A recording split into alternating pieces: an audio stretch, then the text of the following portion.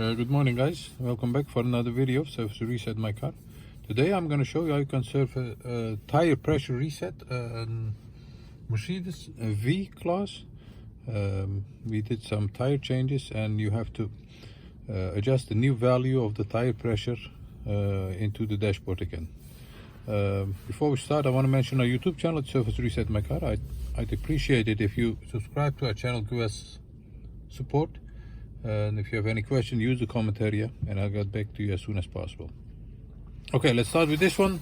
It's a V-Class. It's a 2018-19 model. We start by turning the ignition on to the second position. Once you are there, this is the odometer. You have to use the left side of this. You're gonna use the home button. Once you are here, you're gonna go down with the arrow button to surface.